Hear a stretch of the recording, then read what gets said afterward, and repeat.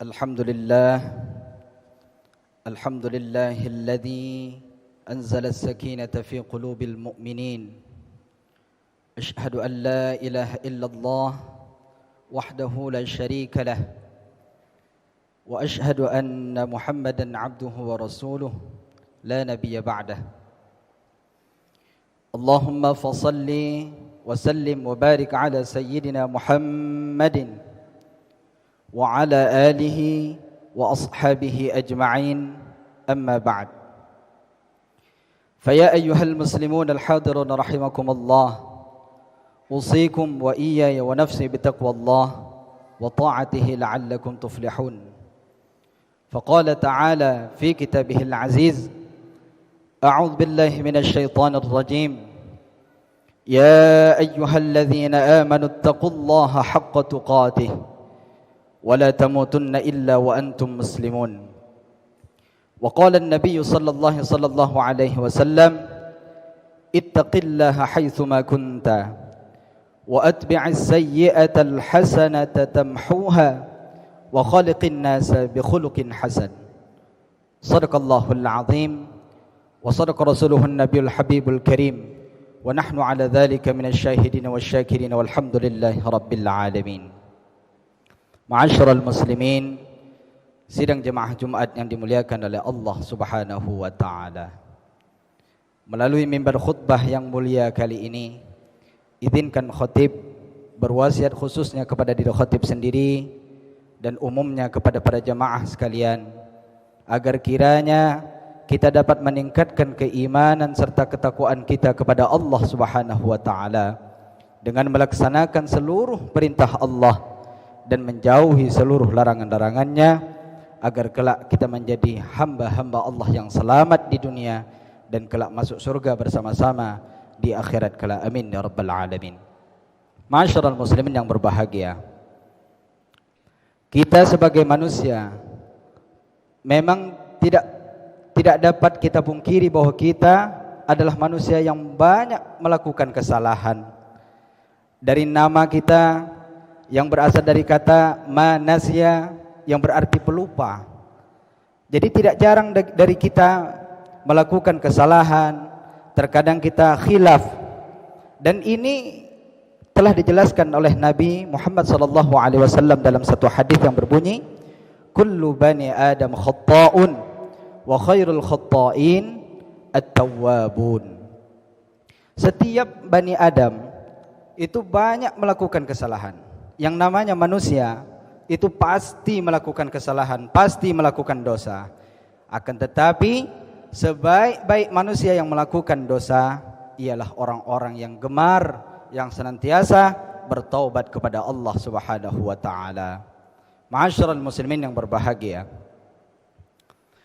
ada beberapa hikmah yang perlu kita ambil dari kesalahan-kesalahan yang kita lakukan. Setidaknya ada 3 hikmah yang kita jadikan pelajaran atas kesalahan-kesalahan, atas dosa yang kita lakukan selama hidup kita di dunia ini. Yang pertama, ketika kita melakukan kesalahan, lalu kita kembali kepada Allah dengan sadar bahwa kita melakukan kesalahan, lalu kita bertaubat kepada Allah, maka kita kembali kepada Allah dengan tawadhu', dengan merendahkan diri, bahwa tidak ada manusia yang sempurna melainkan hanya Allah Subhanahu wa taala. Dan hal ini akan menunjukkan bahwa kita menjadikan kita sebagai manusia yang tinggi derajatnya di sisi Allah. Sebagaimana dalam satu hadis menjelaskan bahwa man tawadhu'a lillahi rafa'ahu Allah. Siapa orang yang merendahkan diri di hadapan Allah Subhanahu wa taala, maka Allah akan meninggikan derajatnya. Tidak hanya di hadapan Allah, tapi di hadapan manusia kita mulia, terlebih-lebih lagi di hadapan Allah Subhanahu wa taala. Ini merupakan adalah hikmah yang pertama. Ketika kita melakukan kesalahan, cepat-cepatlah kita bertaubat. Dalam solat misalnya kita melakukan kesalahan kecil, tidak khusyuk kita solat. Ketika mengangkat takbiratul ihram, mungkin kita banyak ingat sana uzkur kaza, ingat ini, ingat itu. Itu wajar, nama juga manusia. Akan tetapi ketika selesai sholat, mengucapkan salam kanan dan salam kiri, kita segera berzikir kepada Allah. Salah satu lantunan zikir yang kita ucapkan adalah Astaghfirullahalazim. Dan ini merupakan dosa kecil. Ketika dosa itu besar, maka kita bertaubat kepada Allah. Bisa saja dengan melaksanakan mandi taubat, salat taubat, kemudian kita menangis di hadapan Allah, bersimpuh bahwa atas kesalahan-kesalahan kita lakukan itu benar-benar kita menyesali perbuatan-perbuatan tersebut. Sebagaimana dalam satu ungkapan, jumudul ain min qaswatil qalbi wa qaswatul qalbi min kathratiz dzunub. Kerasnya hati, tidak mengalirnya air mata di pelupuk mata kita ini disebabkan apa? Karena kerasnya hati kita. Lalu mengapa hati kita bisa menjadi keras? Karena banyaknya dosa yang kita lakukan. Lalu apa pengobat-pengobat dosa tersebut? Salah satu obat dosa yang paling ampuh agar titik nuqtatun sauda di dalam hati kita ini ada bintik-bintik hitam, yaitu dosa. Setiap dosa yang kita lakukan akan berbintik, dia akan menutup hati kita.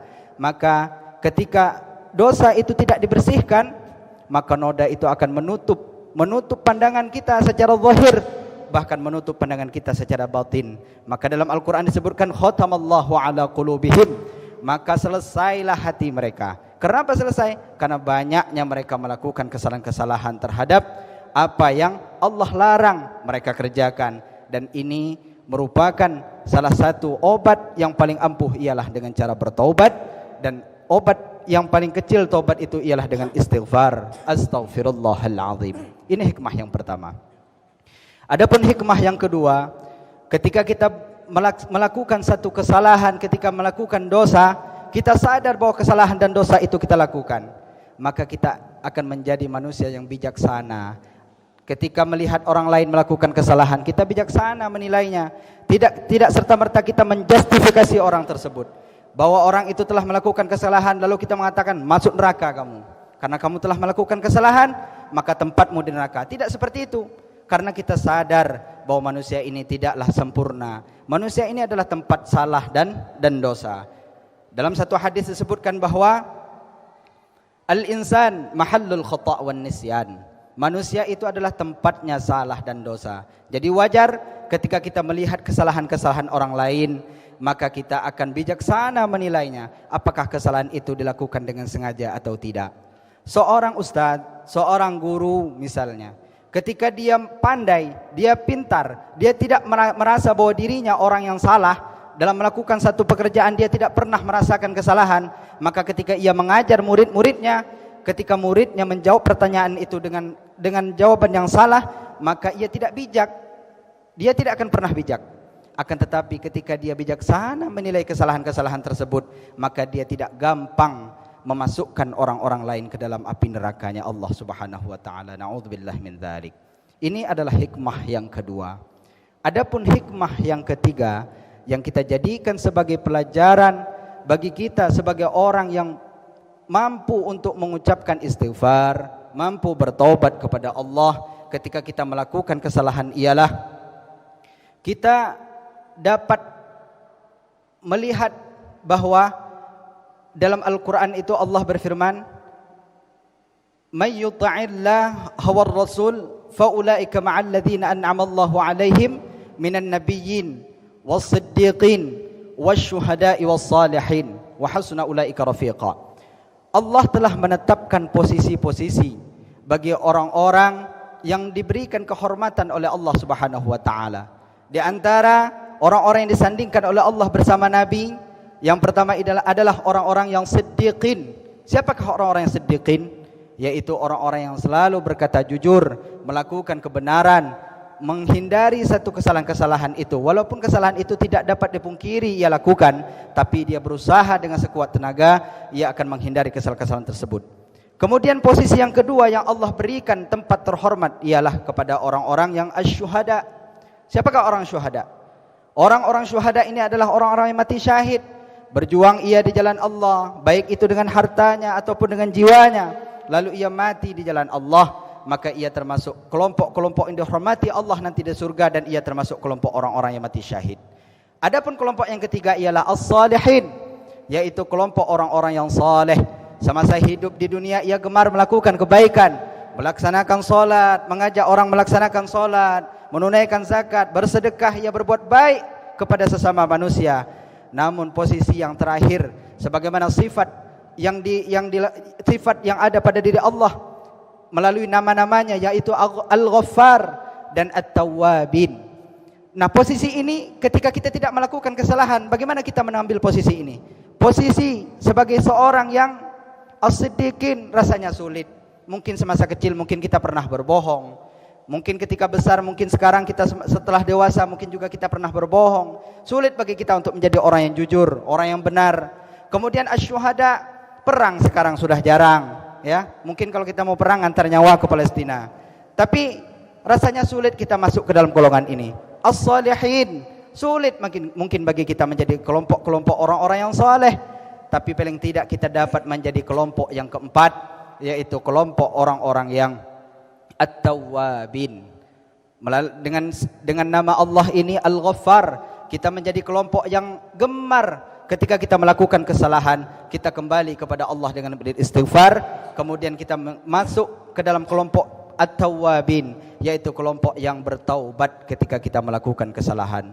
Dengan 3 keutamaan yang disebutkan tadi, mudah-mudahan kita bisa mengintrospeksi diri kita menjadi hamba-hamba Allah yang lebih baik lagi.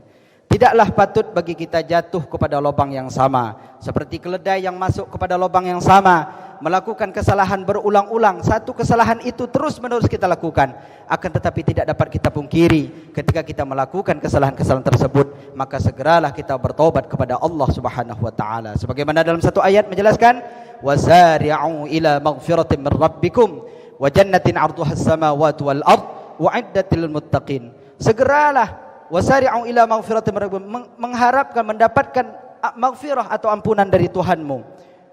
Wa jannatin 'arduhas samawati wal ard. Surga itu sangatlah luas, seluas langit dan bumi. Sungguh ironis, sungguh kasihan kalau kita sendiri yang ingin masuk surga, sepi. Nabi Adam alaihissalam saja merasa kesepian ketika dia sendiri berada di dalam surga.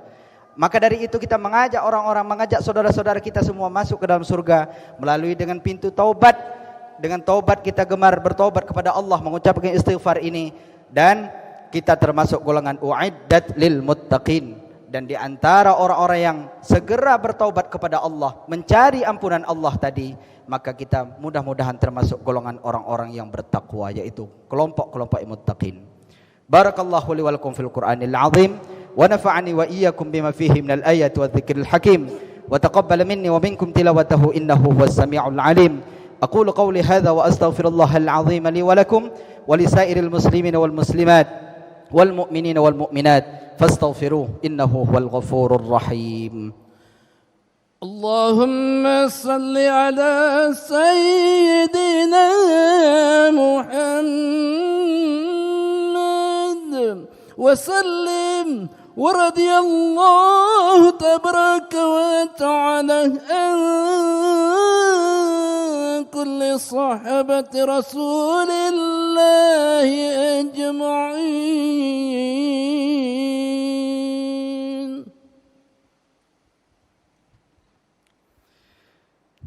الحمد لله الذي أرسل رسوله بالهدى ودين الحق ليظهره على الدين كله وكفى بالله شهيدا. أشهد أن لا إله إلا الله وحده لا شريك له وأشهد أن سيدنا ونبينا محمدا عبده ورسوله لا نبي بعده.